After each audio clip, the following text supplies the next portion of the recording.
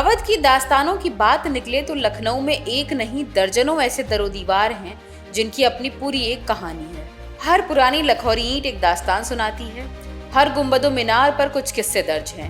ऐसे ही किस्सों से आपको रूबरू करवाने का जरिया है दी हो हल्ला की खास पेशकश दास्ताने अवध, जिसके इस बार के सफर में हम आपको ले चल रहे हैं वहां जहां फैला हुआ है सुरंगों का जाल।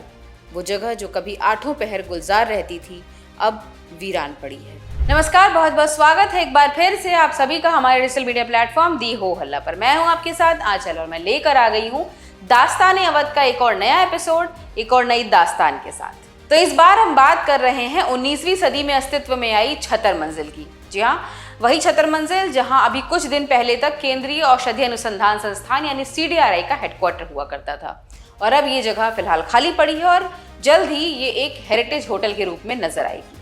बात करें छतर मंजिल के निर्माण की तो इसे बनवाया था अवध के नवाब सादत अली खान ने अपनी मां छतर कुंवर की याद में, और इसीलिए इसका नाम भी उन्हीं के नाम पर छतर मंजिल रखा गया। जी हाँ, वही छतर कुंवर जिनसे अवध के बड़े मंगल का भी इतिहास जुड़ता है। ये खूबसूरत और शानदार इमारत इंडो यूरोपियन और नवाबी स्थापत्य शैली का एक बेमिसाल नमूना है। 1857 के विद्रोह के समय ये जगह क्रांतिकारियों के सैन्य अड्डे के रूप में इस्तेमाल हुई, और जब अंग्रेजों ने इस पर कब्जा कर लिया तो इसे एक क्लब में तब्दील कर दिया। आज़ादी के बाद 17 फरवरी 1951 को यहाँ CDRI की स्थापना हुई, जिसका उद्घाटन देश के पहले प्रधानमंत्री पंडित जवाहरलाल नेहरू ने किया था। ऐसा कहते हैं कि इसका निर्माण 19वीं शताब्दी की शुरुआत में नवाब गाजिउद्दीन हैदर के शासनकाल में शुरू हुआ और उनके उत्तराधिकारी नवाब नासिरुद्दीन हैदर ने इसे पूरा करवाया। ये महल अवध के नवाबों और उनके परिवारों के लिए एक आवासीय परिसर भी हुआ करता था।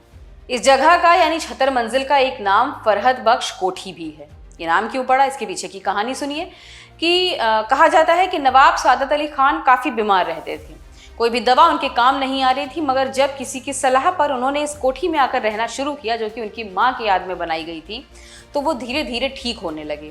और एक ऐसा भी दिन आया कि जब वो पूरी तरह से ठीक हो गए, जिसके बाद इस जगह का नाम फरहत बख्श कोठी रख दिया गया। इस जगह के बारे में ऐसा कहते हैं और पाया भी गया है कि यहाँ पर सुरंगों का जाल बना हुआ है। नीचे की ओर कई सुरंगें मिली भी हैं। इन सुरंगों के बारे में इतिहासकार कहते हैं कि ये सुरंगें इमरजेंसी एग्जिट और बेगमों के पर्दे के लिए इस्तेमाल होती थी, यानी खतरे के समय अगर नवाबों को चुपचाप दबे पांव कहीं जाना हो तो ये सुरंगें इस्तेमाल होती थी, या फिर बेगम कहीं जाना चाहें, कहीं से आना चाहें तो बिना बाहर आए पूरी तरह पर्दे में महफूज रहते हुए वो कहीं भी आ जा सकती थी। अभी की बात करें तो CDRI दूसरी जगह अपनी बिल्डिंग में शिफ्ट हो चुका है और छतर मंजिल का फिलहाल रेनोवेशन चल रहा है और जल्द ही इसे एक शानदार हेरिटेज होटल में बदलने की योजना भी है। तो अवध की ऐसी ही दास्तानें लेकर हम आते रहेंगे, लगातार आपसे मिलते रहेंगे। आपको क्या करना है, बस आप जुड़े रहिए हमारे साथ यानी दी हो हल्ला के साथ। धन्यवाद।